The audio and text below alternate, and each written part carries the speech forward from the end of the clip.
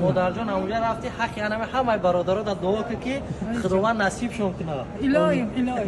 هزار رحمت خب مادر جان از فایدهش دکه دلوار جان 100% همه کمبودی و همه خوبی و همه بدیاش بر دوش خودش میگیره همیشه.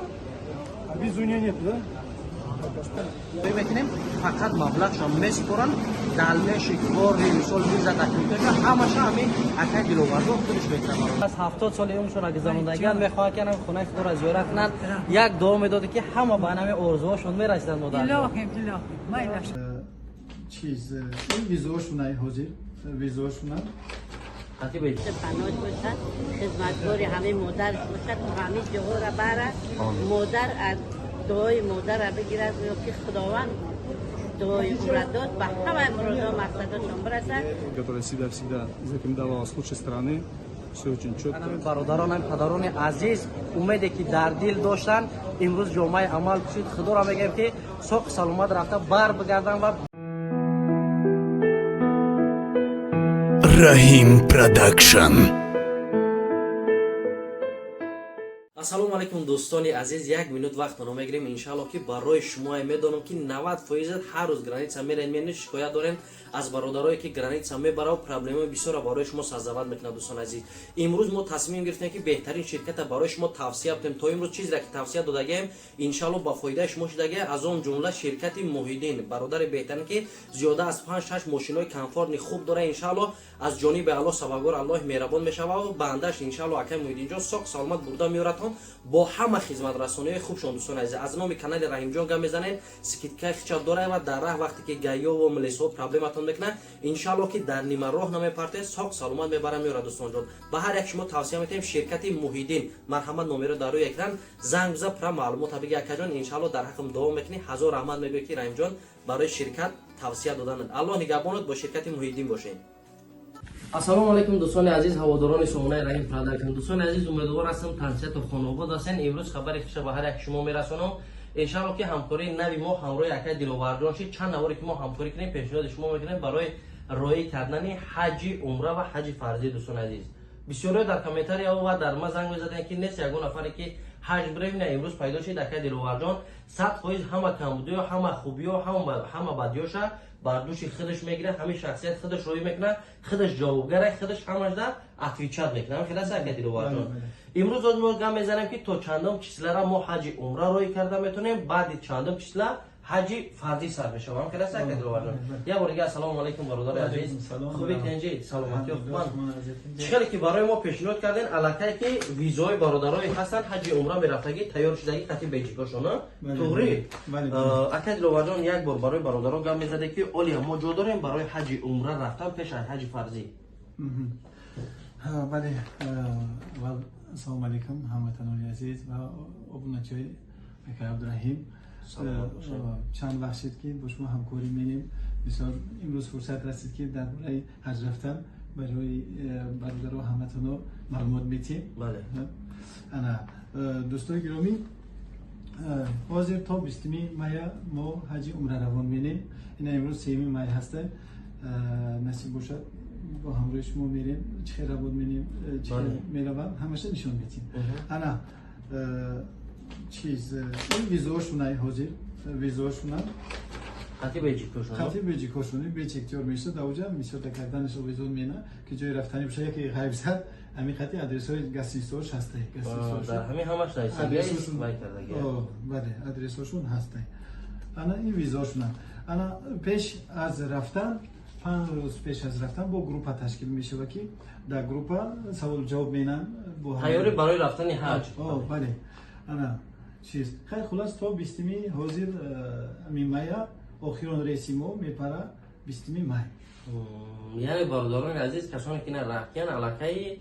15-16 روز دیگر وقت دارن برای ابی یک هفته اخیرم اسپید میکنن برای روی کردن تیار کردن و این پرابلم نیست. میتونه که در نمره اکا دلوار جان در روی اکران هست زنگ بزنین ادرسش مترو مارینو ترگو سنتر ماریل میر ای پیج میبینه که همین چیز حقیقت داره یا نه یا فند فریب. دوستان عزیز برای خوب اثبات کردن امروز ما همه انمی را میبریم بعد از خدمت نفرایی که میروند انمی همه شو میبریم میتیم برای که شما را بیشتر خونه بگردونیم که همین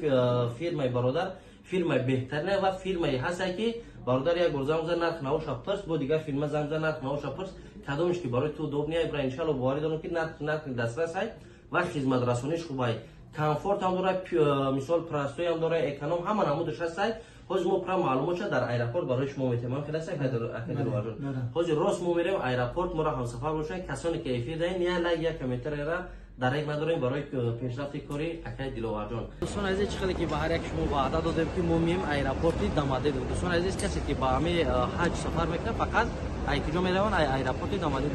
باز ما میگیم که جای واقعی در کجا میشه البته رو هم رفته اومده سن یک خیل وطن رفته سن یک خیل آدمای وطن اومده سن یک خیل را میتو قبیل سن برادران عزیز برای همه ان شاء الله بهترین میشه در روزهای غنیمت که حیات رفتن در طول هر یک ما در دل ما همه آرزو را داریم. حاجی راست ما میبریم جایی که انمو برادرای ما جمع میشوند و ویزاشون تقسیم کرده میشود همه شما پیشنهاد شما کنیم برادرها با صبر تماشا کنید. انا دوستان عزیز اینا سه پاکت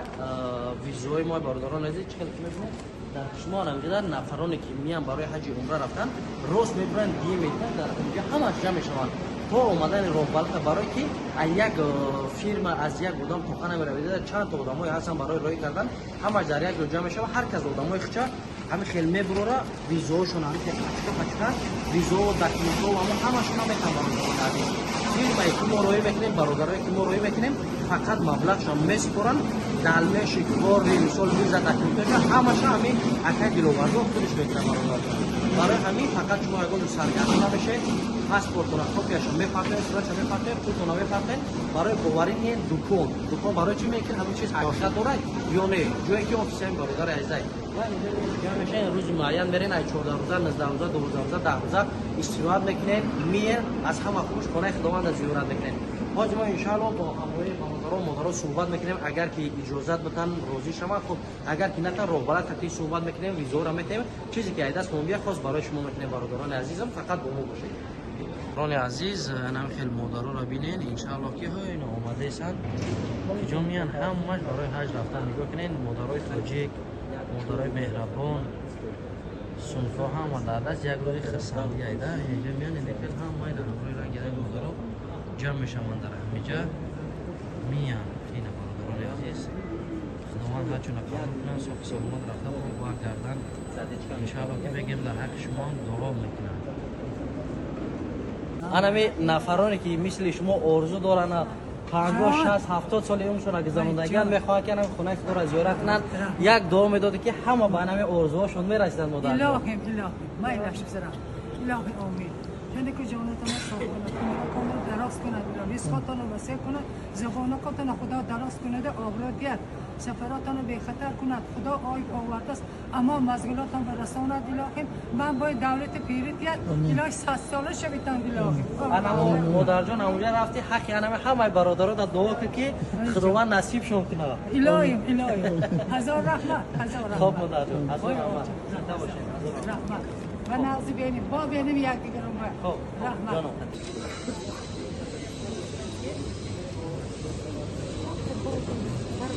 انا برادرها ساعت دیگر تقسیم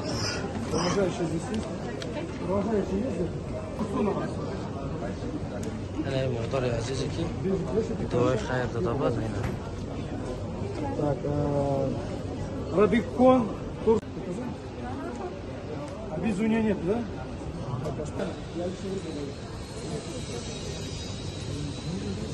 Бейджик вешайте, вон туда отходите, пожалуйста. انا برادران عزیز